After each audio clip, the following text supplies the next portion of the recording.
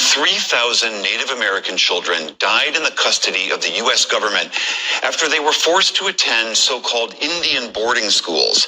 That's according to a new investigation by the Washington Post. That is 3 times the number of lives lost that the government documented in its own investigation released earlier this year.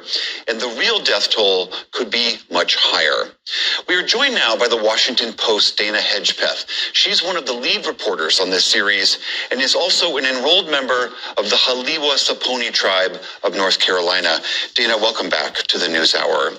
Thank you. There's this incredible discrepancy in the number of children whose lives were lost in your reporting compared to what the U.S. Department of Interior put out in its findings earlier this summer. How do you explain that discrepancy? Very good question, and thank you for asking. The federal government, for the first time, under Interior Secretary Deb Haaland, who's the first Native American cabinet secretary appointed to that position, was the first person to ever step back, take a really hard look, and scrutinize her department, the very department that implemented this policy and carried it out. That's a huge step, and kudos to her department for doing that. They worked incredibly hard for 3 years, and they had a lot of findings that really turned the spotlight on themselves.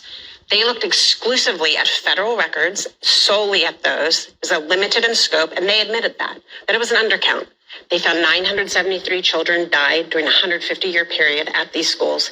We built upon that work, and along with hundreds of thousands of records from the National Archives, from researchers around the country who had done the work, and we brought all that together to give the most complete accounting that's really been done to date, looking at the systematic effort of 400 schools across the country to wipe out Native Americans' culture. I use the language of these children died in these schools, and I feel like that's almost a little bit of a sterile way of describing it. Can you talk a little bit about the conditions that these children endured and how they came to the end of their lives? You're absolutely right. These conditions were horrific. There were 2 government reports done, one by the Merriam Report, Government Commission report in the 1920s that called these substandard. They were grossly inadequate. To call them an education, again, is not even fair. The children were mistreated. They were severely punished, whipped, beaten, starved of food.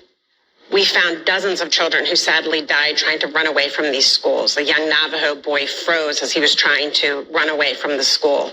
Children died of suicide. We found indications of abuse that likely led to students' death.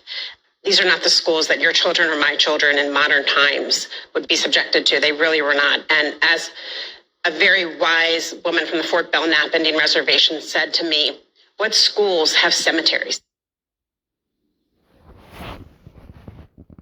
AG1 is what I call foundational nutritional support. You